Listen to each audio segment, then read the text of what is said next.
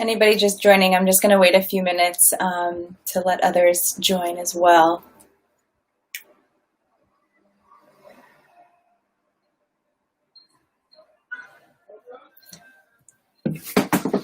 Just a few minutes.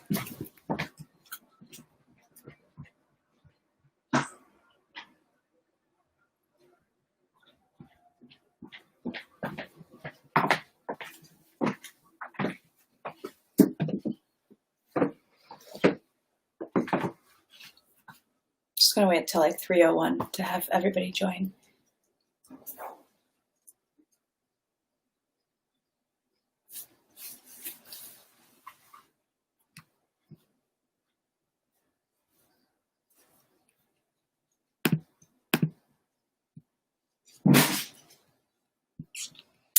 Okay. All right, so I'll get started. Today we're going to talk about the development process from start to finish. My name is Courtney Bagtazo. I'm a product developer and production manager at Stateless in New York. Stateless is a design, development, and production team working with brands across the world. We're an outsourced team for fashion apparel brands of all sizes. We have a partnership with Makers Row and now Embark.live. You can find our Makers Row link tagged in the comments. And Embark.live is an online community that connects entrepreneurs, small businesses to business category experts. Where Makers Row is where you go to find how to make product. Embark.live is where you go to find other professionals who help with all the other aspects of your fashion business. You'll be able to find Stateless's branding team on Embark.live, and you can find us on Makers Row. So today we're going to be talking about the development process from start to finish. If you've been watching my lives, I've touched on how development works, and we did focus on development for scalability, sourcing, professional tech packs. But this time we thought we would share what a development process looks like at a fashion company, so you can start to try to model your business off of some of these practices. Feel free to ask questions as I go. I will pause throughout the segment, and we do have a lot to talk about today, so I'm going to go kind of fast, but stop me and ask me any questions. And today I have a very needy puppy just in the wings over here, so if you hear her, I'm just going to keep going. But we're all still home here in New York, so broadcasting from my apartment. I see people are going to start asking questions, and I'll just answer throughout. So firstly, I want to talk about the fashion calendar. You cannot start development without thinking about the calendar. It's very hard for a new brand to get on the fashion calendar. It usually takes about 3 seasons for you to hit your stride. So don't be hard on yourself, especially your first season. It's going to take you a while, but you want to start with the fashion calendar in mind. So here's a brief overview of what the fashion calendar looks like. For spring and summer, your production needs to be on hand, ready in February and March. For women's wear, your samples, that means, need to be completed by the first week of September, and sometimes even in August in some cases. The West Coast and the South do go, if you're doing wholesale, they do sell into October, but you do want really like August and September is when your samples need to be finished. With menswear, samples need to be completed by the last week of July, so even sooner. And West Coast, again, in the South, they do go into September with market. There is a big call to change the fashion calendar. There has been for a while, and just everything with COVID, and the fashion calendar has been asked to revamp, but this is how we've been working for decades and will continue to work until major shifts happen. I anticipate that the only real major shifts that are going to happen is that men's market and women's market will with for big seasons of having to make samples spring, summer, fall, and winter. It's a lot. So it doesn't really apply. The changes that we'll be seeing, I don't think will apply to small brands like the ones we work with and presumably you guys. So just keep that in mind. And so anyway, if you're doing e-com, you might think, well, gosh, you're talking about wholesale market, right? But you still want to have your samples finished for spring and summer no later than October, because you need to be starting your production by November, no matter what your sales model is. And you need to take the time to shoot your samples, edit everything. For me, I always prefer to do things up front, because there's a lot that you'll have to do in production. Even if you're working with a team like Stateless, who really kind of does it all like turnkey for you, you still have a lot to do up front between when you are done with your samples and get your production on hand as the business owner. So you really want to not scramble. It's already stressful enough to start and own a business. So anyway, fall, winter. Production ships between August and September. That means you want production on hand by August and September. Women's wear samples need to be completed the first week of February, sometimes mid-January in some cases. Men's wear samples need to be completed early January. If you're doing e-com, you can finish your samples as late as March, but again, you want to start production by April. So I want to touch on this. There's a lot of talk with non-industry people who think that they don't need to follow the fashion calendar when they start an e-commerce business. There's a lot of people who are from outside joining this industry who think that they're, going to disrupt it. You can disrupt it all you want with whatever your product and your marketing message is, but you absolutely need to focus and still follow the fashion calendar, because selling seasons are real. Consumers start buying swimsuits in December for winter vacations, and they usually stop buying it by June. Plus there's also seasonality to sales and markdowns. So if you launch a product, if you're an underwear brand, you might think like, oh gosh, I don't need to worry about the fashion calendar. You most definitely want to have product on hand by before the holidays, and you definitely are not going to be wanting to launch when the rest of the retail world is on sale. For example, it's going to be really hard to sell full price products if you launch in July, because like July, August is right around when people start putting things on sale. And even if consumers don't know that, actually know that, they intuitively understand that. They'll say, oh, well, this brand has this on sale, so I'm not going to buy it here. Now, with getting yourself on calendar, do not be hard on yourself as a new business owner. It's going to be hard. Sometimes it takes people 12, 13 months for their first development cycle. Usually it should only take 9 months for development, but it's not just your factories that need buffer time in. Like sometimes things on the labor side, it could be that, fabric took longer than we thought it would to ship. And when the factory received it, they were a little busier than they were earlier. So now it's going to take 8 weeks instead of 4 weeks to get a sample. Things happen on the manufacturing side, but a lot happens on the brand owner side. Getting your logo started too late, passing it, not developing your labels soon enough in the process. Having a fitting and not speaking up during the fitting, coming back for us, if you come back to us after we've done a fitting with a bunch of notes, that's like a wrench in the spokes, and you slow down the process. Now it's okay that you don't know to speak during the fitting and it takes you time to process because this is new for you. It's not a problem, but just know that every time you take extra time to make decisions or don't, get something soon enough, it's going to affect the timeline and ultimately all the timeline slides, because you're the business owner, it affects you. And so I want to say, don't be hard on yourself for taking the time. You might have another job. You're not familiar with this industry. It's going to take you a while.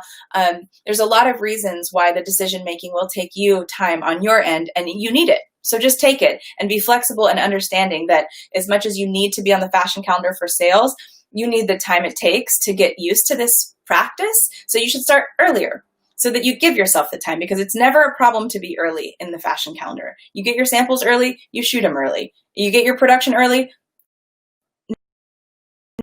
no big deal. Bigger company getting production early because of capital, but those are good problems to have. I'm going to look at your questions so far. No problem, Joan. There is a difference between Makers Row and Embark Live. I already did talk a little bit about swimwear and water apparel. Let's see what else we've got. I'm not sure. That's not really a question. Does Makers Row have vendors that can manufacture pet apparel and accessories? Absolutely. Yes, they do. This could apply. Fashion when we talk about fashion, we usually mean like, menswear and women's wear, but this applies to swimwear, this applies to intimates, this applies to, pet products, because again, the way consumers spend is there's a cycle to it. So I've said it before, I'm going to say it a million times. The best way to have smooth production is to have organized development. Before you start your season, now that you have the calendar in mind, you can begin looking for inspo. The easy part about the fashion calendar is that you start thinking about designs for spring summer 21 during spring summer 20. So while your surroundings are really springy and summery, that's not like the reason we do it, but that's an amazing part of it. You tend to think, if you're not a part of the fashion industry, like, oh, fashion works in advance. This partly because of how long it takes, but also because you need to be in spring to think about, well, gosh, this spring, this is what we have around us. What would be better? What would make next spring better? Things like that. So you want to start thinking about your collection a year in advance to be in the vibe. Same for fall and winter. So you start with a mood board or a compilation of images. Pinterest is a great resource. It doesn't have to be the only thing you use, but it would be good to have notes with each image if you're forgetful, especially reference photos, not just like mood board, like, oh, my brand, I want it to look like, like festival apparel, or I'm doing like this boho thing. It's not just about the vibe, but you also want to compile images of reference images for things like sleeve shape, and like love sleeve shape, where something falls on the waist, details for construction, things like that, because your mood board is going to help you communicate what you want to the people who you're working with to make your product.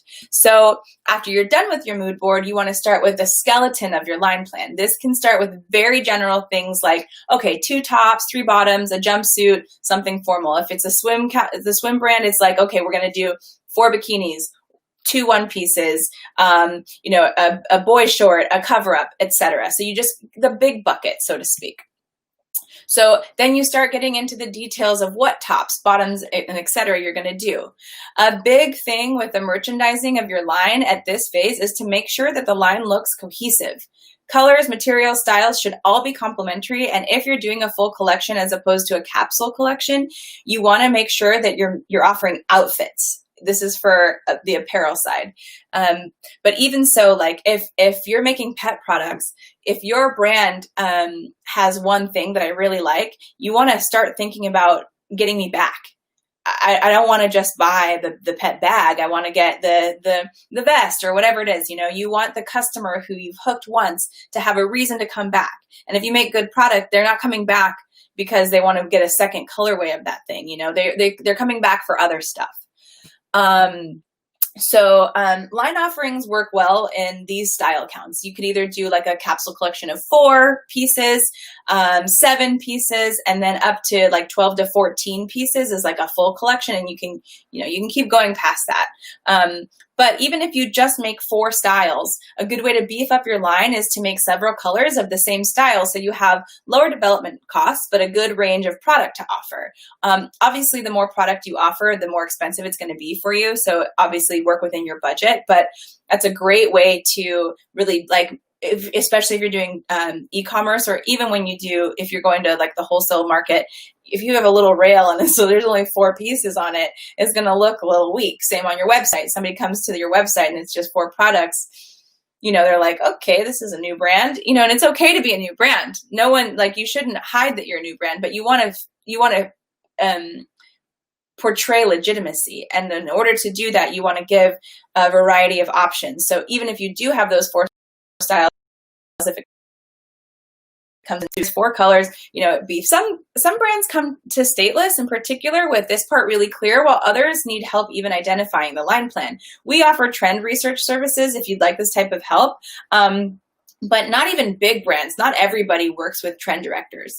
Big corporations who do have trend research during the mood board phase, they work that way. But you may be able to intuitively figure this out, just on your own Instagram scrolling, or you want to try to identify at least a couple trends that are not at the end of the line, to make sure that in a year when you're launching the product, you're not too late.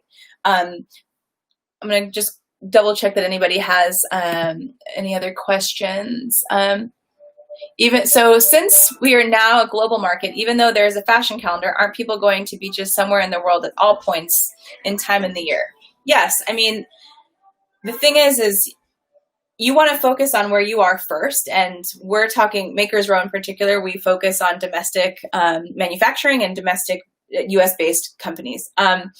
But, for swimwear, it's such a small package. You can mail to Argentina in the winter. So if you have, ad dollars that you're spending in South America in the North American winter, then they can buy your product. So you still can offer year round, but for all intents and purposes, there has to be guardrails on the way you run your business. And so that's why the calendar is so important. Where do you find a fashion calendar? I think you can review this again to see. You could Google it, but just go back and write down what I told you, because that's insider information. And I don't think that there's if you Googled fashion calendar, it's not going to be just there for you. Do you think it is wiser to launch in spring 2021 due to COVID? Okay, so right now, if you were to start your brand, you can't launch fall winter 20. It's too late. You need to, unless you already started working on the product way back in at least August of last year. So just to go back to that calendar, just quickly, the quick answer: spring, summer, you need your production on hand February, March. It means you need to start let's see, if you want to start February, March, 6 to 8 weeks behind that. Sorry, I didn't tell you that part. Let me just quickly, I didn't write that down. So that would be, you want to start no later than, I would not start any later than September, October. That's for spring and summer. So you guys now, if you're starting to want to start a line, especially because you're most likely new to this, start now. Start. Because you're going to take more time. Almost every single first season brand, even if they have all the time to dedicate in the world and they have a strong team, it usually takes them more than 9 months to develop. So your development cycle at minimum is going to take 9 months. So just remember that. Okay, and then fall and winter, you really do. You want to start production in April. So that means that you want March, February, January. Again, you want to start for fall, winter. You really do. You want to start August of the year before. Okay, so going back to where I was.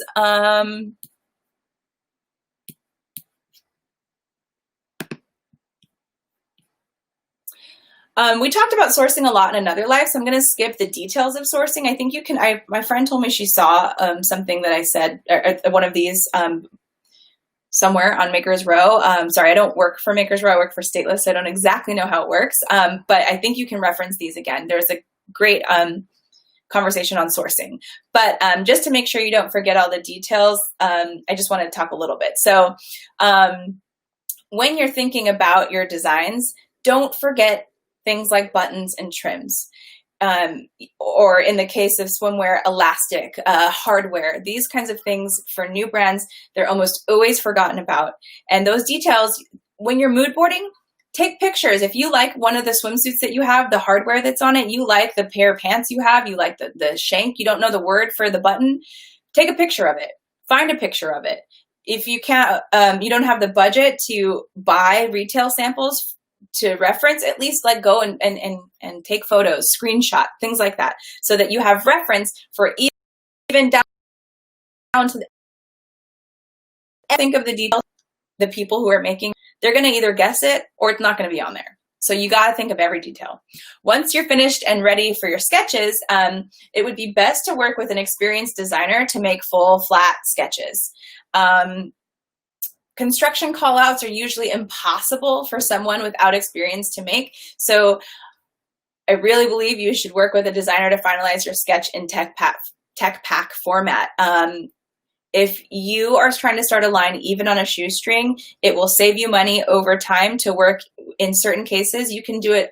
I'm a DIYer. I have my own line. I did a lot of it myself, but I've been doing this since 1999. And I still have to work with experts because otherwise I'm going to lose money. I can't make it myself, you know? So construction callouts are usually impossible to make for you. And so, you know, if you forego any detail in what you pass to the factory, I've said this every single time we've talked on these lives, they will either make that decision or it will cause delays because there will be back and forth with questions. So the only way to get a sample looking like what you expect it to look like is to provide every single detail. How you can do that yourself is to get the photos and your mood board and then work with a designer to sketch accurately. Now, flats, it's hard for a new person coming from the outside to understand flats. They don't look, it's not a fashion illustration. It's not like the Karl Lagerfeld, like watercolor paintings. Those are great. Those express like mood and vibe, but you know, they usually have like crazy long legs and they're not and some, I know designers here in New York who still work that way. They hand sketch, but they'll draw call outs. They'll draw arrows that says like 28 line shank. What does that mean to you? Do you know what that means? A 28 line shank? Maybe, maybe not. So you need somebody like a designer who knows what to call out for each little detail on your sketch. Big note here, sometimes factories offer services for design, but speaking from experience, I do not recommend this route. You do not want to put all your eggs in one basket and rely on any one factory for your business, ever. It's amazing to have factories who offer services, but being able to, you know, this is like a truth for like all of society. Like specialization is how we've come so far. If we were all, you know, a Jack or Jill of all trades, you just won't achieve the kind of greatness that is required to make product that will sell. Firstly, factories are specialized for certain products. And secondly, you want to be able to take your designs and tech packs from any factory in the world and have it usable. So that's why, again, this is taking from my personal experience and our business at Stateless, our experience working in the fashion industry. Before we did this, we all worked with big companies, and I worked with a lot of startups, and to bring this process to new brands. You know, I'm sharing this information with you. All the big brands, how we do it is you keep the design separate from your factory. And that's so that you can be nimble and you can, if something happens, you can take it out of that factory. It could be that the factory is too small, and it could be that, you're growing. It could be that, you need your price to change and you're able to hit higher minimums at a different factory. And so you get lower prices. There's many reasons you want your tech packs to be universal and to be able to go anywhere. Sometimes people like to work with pattern makers before going to the factory for samples. This is totally an okay route, and pattern makers can also help with design details. However, it is not advisable to go to a pattern maker with rough sketches or pictures because, as I've said before, they will either make assumptions on the details you've left vague, or your samples may come out other than you've expected, or you'll waste time and money going back and forth with the samples to work out your ideas. If you go to a pattern maker or a factory with half-baked images, if you just take a picture of Bella Hadid in a swimsuit top, we can't see all the details of what's going on there. So if you don't tell whoever it is you're passing to the manufacturing side, if you don't give them those details, they're going to guess them, or they're going to make you feel bad because you don't know. And it's just not going to be very good for you, because by the time people start working on the stuff, all of those details need to be worked out. Otherwise, your samples aren't going to look how you want them to. Even when you have all those details worked out, you still have to go through 1, 2, 3 samples before it comes out exactly right. So it didn't have all the details worked out. The main point here is that you just need a design to be clear. And I won't keep going. I'm just going to read some questions here real quick. So What order should we prepare things for launch? Designs, illustrations, tech pack, business plans, blogs, websites, ads, etc. for a one-person business. There are so many facets. I've given you what I think how you should start on the design side. Your business license, websites, things like that, you should have up front. And then you should start with mood boards. Then you start with design and sourcing. And then you start with sampling. And then you take your photos and then you put your photos on your website that you already own the domain for, and your business license was already there because you need to make sure that the name you name your brand is allowed so that you don't get sued or have to change your company name later down the line after you've launched. That would be a disaster. And this process I'm telling you right now is what the fashion industry holds true for how you should start and where you should end. What are your thoughts on the fashion academies, consulting or mentorship? Do you think funds for new brands are better used towards actually building the brand? I don't know about fashion academies, consulting or mentorship, and funds for new brands are better used towards actually building the brand.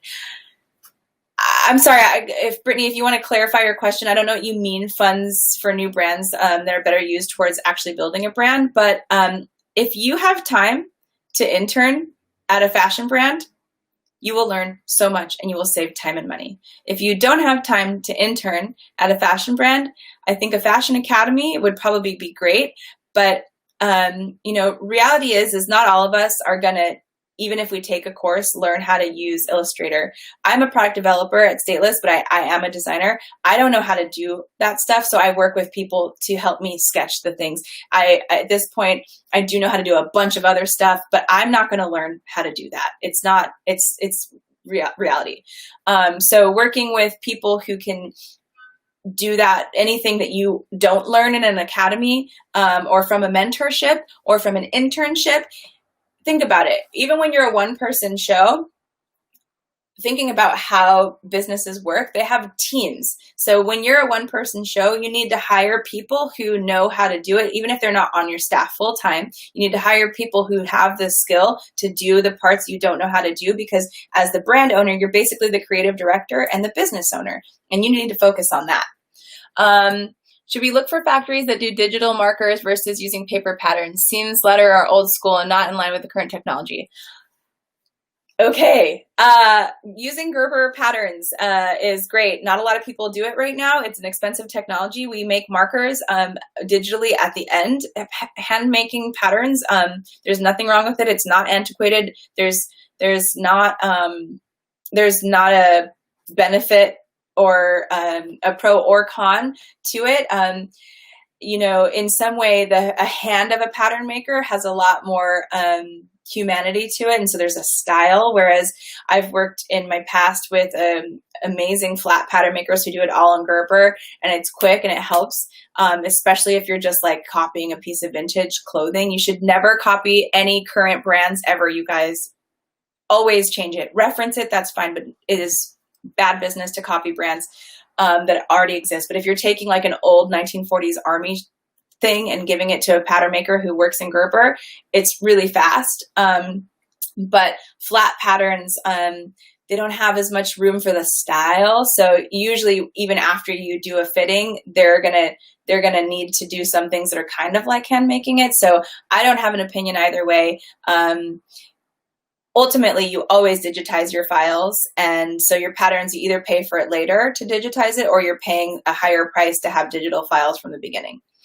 Initially, since I'm working with a company in California for development, I'm going to use them to manufacture my first batch, but then it doesn't sound financially smart to continue manufacturing with them in California when I'm in New Jersey, since it'll cost a lot to ship here. I'm assuming looking for a manufacturer in New York is smart. Are there many of them on the East Coast?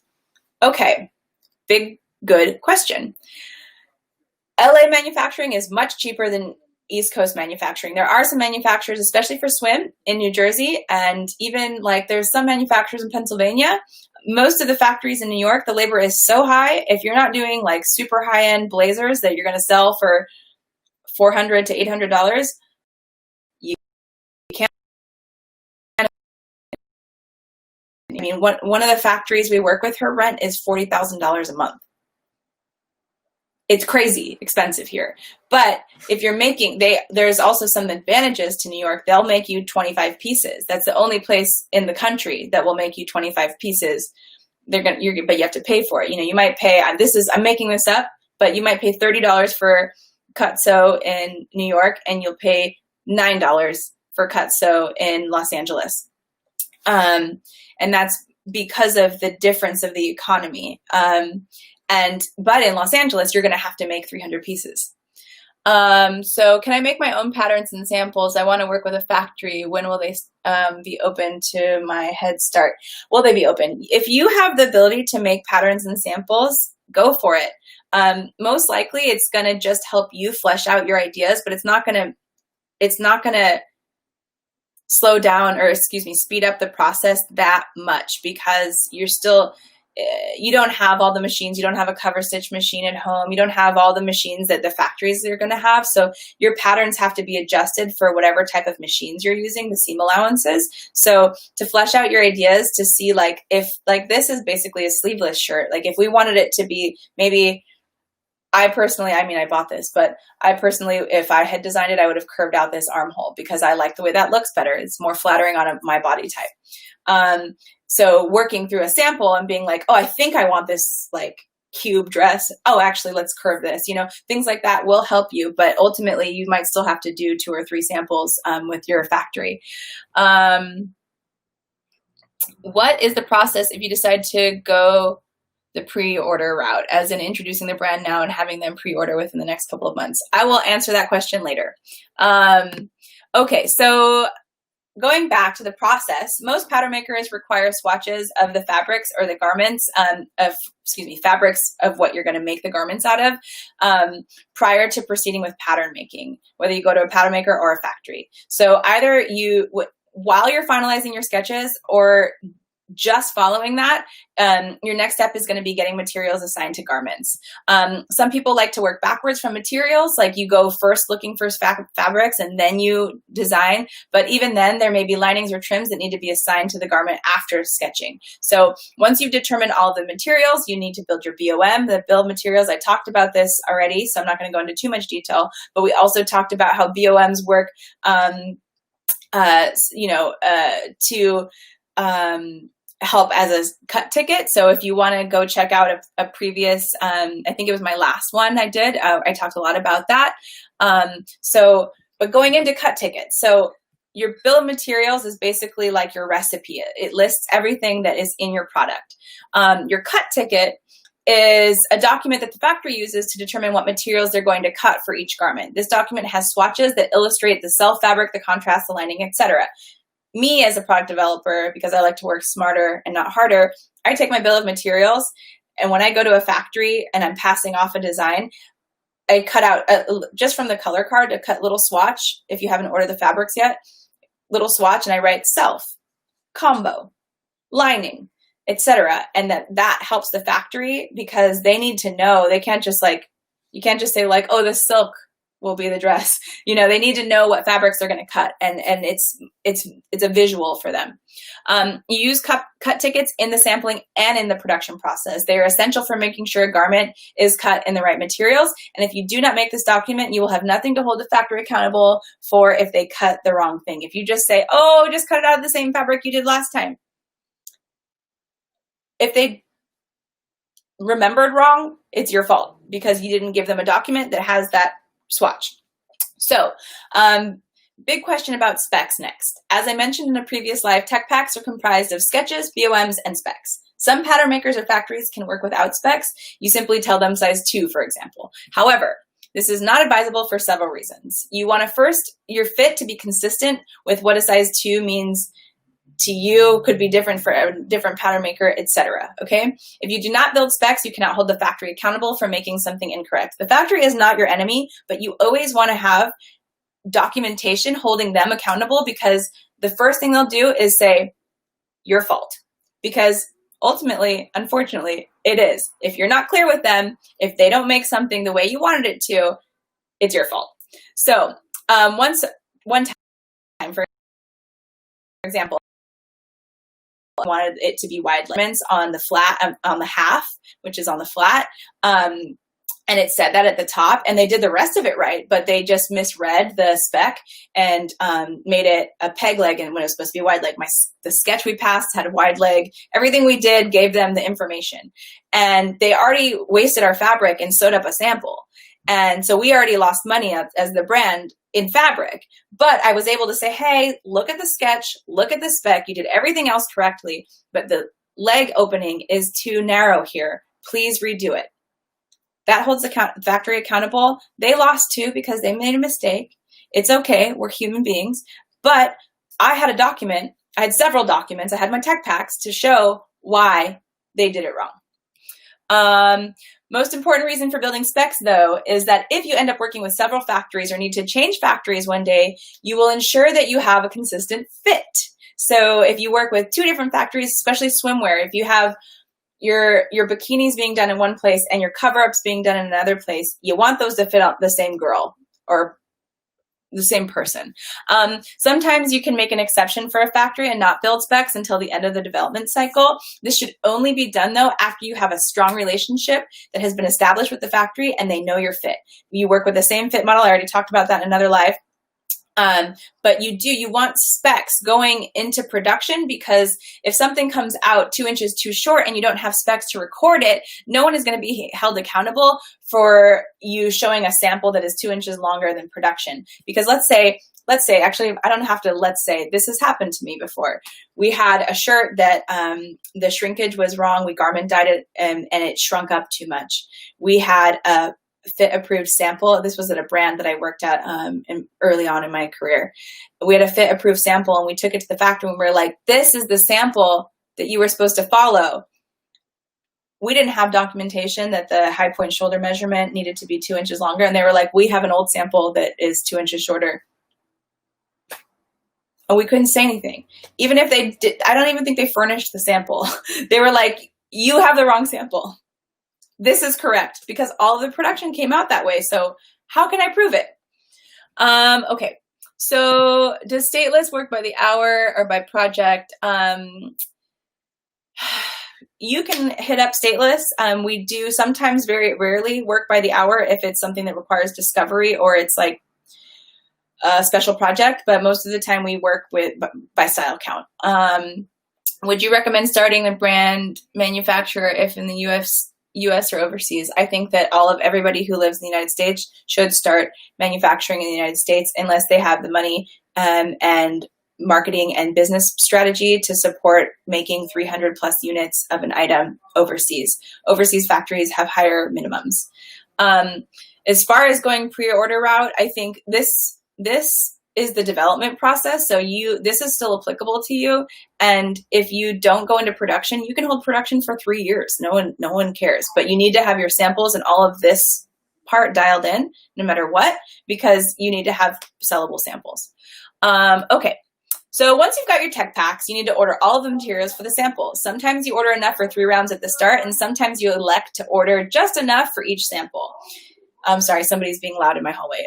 Usually it's best to order at least some of the fabric, but you should never order all of the zippers at once because those lengths tend to change after each fitting. So if I know, for example, that I'm not going to change the denim of these jeans or I'm not going to change the fabric of this swimsuit, you can order enough for 3 rounds of samples from the start. But little things like hardware, you might decide, actually, we're going to make the band thicker. So that means the elastic needs to be thicker. That means the hardware needs to be thicker. So your trims, you really only want to buy them for 1 each round, but it's usually sampling, you want to buy enough fabric for 1, 2, 3, 4, maybe even 5 samples.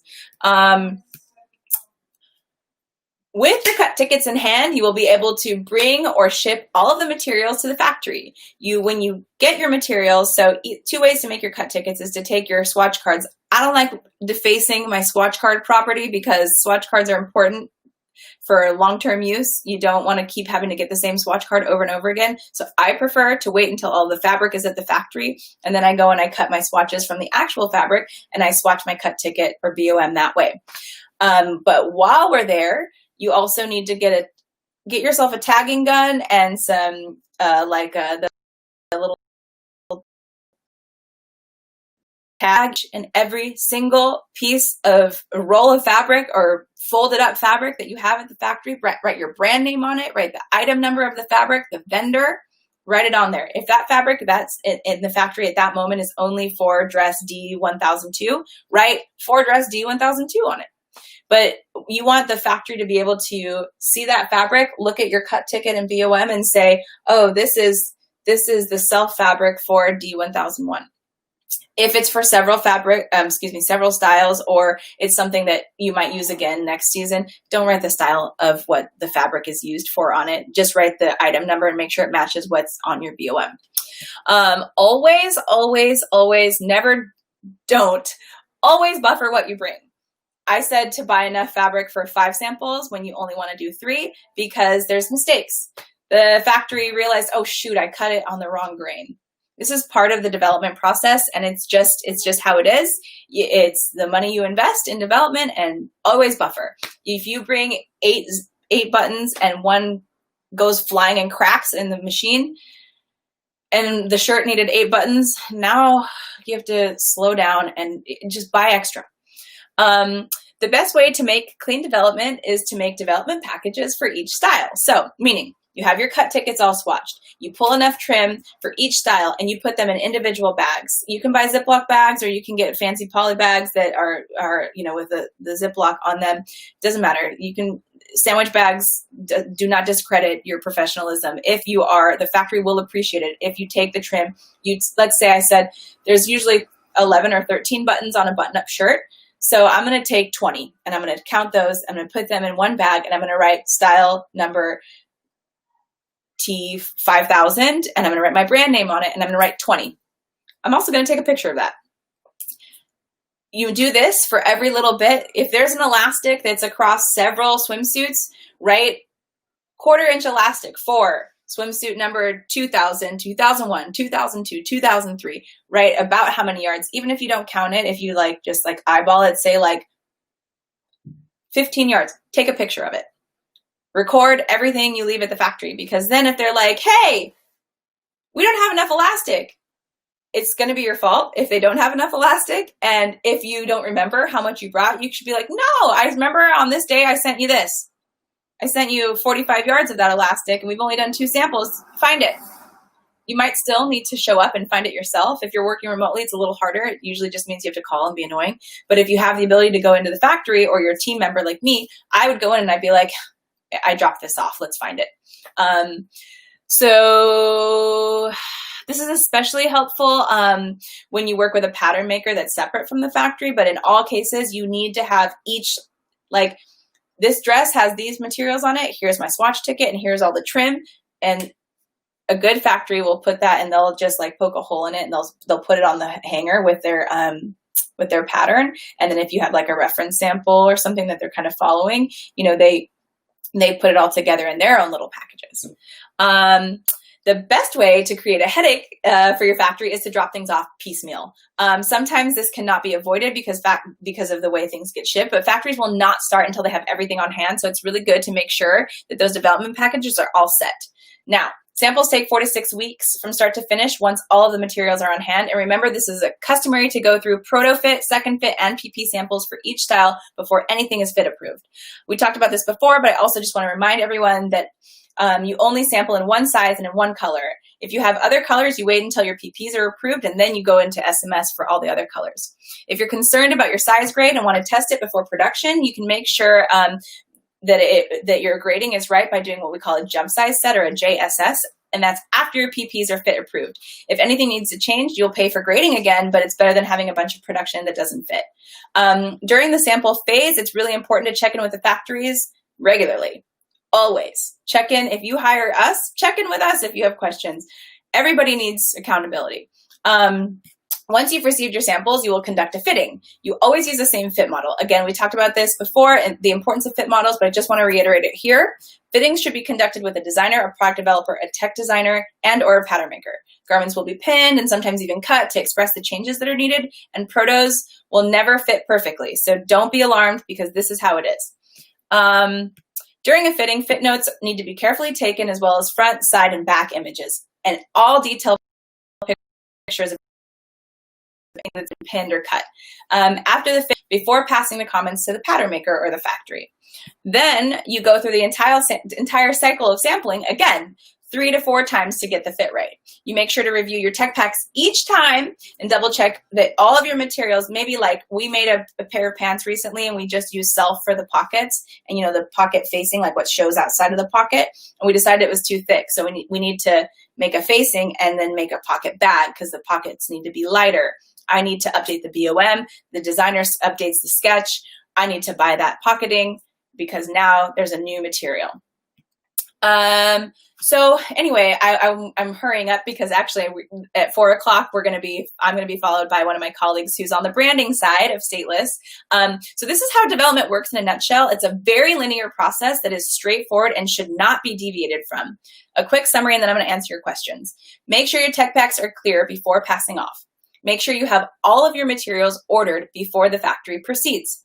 Make sure all of your materials are clearly marked with your brand name, what the materials are, and that your cut tickets are accurate and swatched. Make sure that you check in with the factory throughout the sampling phase. Conduct proper fittings, and make sure that you update your BOMs and sketches and your specs after each fitting. The last note I want to say is that some changes can be considered correct and proceed before you go into bulk or production. Your PP samples should be as accurate as possible, but sometimes it's not worth recutting and spending the time and money to make a new sample for a quarter inch here and there. These changes can be made to your patterns prior to production without another sample being made. So as much ideally a PP is as accurate and final as possible, but like, for example, like the shoulder slope here, that's like the angle of this. If it was a little bit wonky, like I could totally shoot it. We could play with it if you go to market, no one's going to see that. If you do it in photos, you can totally work around it. If we know that all it needed was just like a little like quarter inch, like it was just like, if it was sticking off my shoulder like this, we would just adjust the slope in the pattern before going into production. No need to resample. Okay, so I'm going to look. Do you recommend, let's see. So what are the key things to ask a pattern maker to ensure they have someone that will work professionally and on time with us? Okay. My take on this is that you don't have any factories that you vetted yourself. So you need to work with people who they like to work with because they know they're credible. I'm not trying to knock anybody out there, but it's not as if they're predatory, but there are a lot of factories that market to brand people like you know, new brands. And I don't know if this is showing up on the screen. I don't know what I just did there, why that's on the screen. Anyway, you know, they'll try to help you and they'll say that they can design your stuff and that they'll finish it all the way to the end. But like I keep saying, there's specialties. If you work with a factory, there are some factories. I know one of my favorite sewers in LA, she's amazing at swim, but she's also amazing at beautiful women's wear. She can make insane stuff. She also makes pet products. You know, some places have the dynamism to do anything, but because, not that you're completely clueless, but you guys, you know, you're coming into this industry new. You don't have the professional experience. You don't know the language. If you don't work with somebody on your side who works for you, or with you, to advocate and who has the language and does everything properly and knows what to ask for from a pattern maker, there's always going to be problems. I know how to fix them because I've been doing this. You probably won't know how to fix them. And then you're just going to be like, So you want to work with people who have worked with the manufacturers that you're going to. If you go to a manufacturer blind, okay, if you can afford, if your budget doesn't allow for you to hire somebody like Stateless and you want to do it yourself, okay, you will probably spend more money over time. Just know that, and know that you need to spend more time in your development process. You want to start like 13 months ahead because you're going to go through probably 5 samples because you don't know how to fix the problems yourself or how to vet your pattern maker. Let's see. So can I provide her name? No. There's another add-on here. The biggest things are all very protective of who we work with. If you work with stateless, any vendor we work with would be your contact. But Makers Row has an amazing roster of factories, pattern makers, etc. But our vetted, nobody, unless they're your very good friend who doesn't work with you, is going to give you a good vetted contact unless we're working together. It's because we want to make sure that we protect our factories and make sure that people who know what they're doing are working with our factories, so that we want our factories to have as much business as possible as well. But we also don't want them to be bogged down by, some new designer who doesn't know what they're doing, who's running them around in circles, because that takes away from our ability to have an efficient relationship with that factory. So everybody in this industry is very tight-lipped about their contacts. But if you work with people, that's why I say that you need to work with people who have done this before.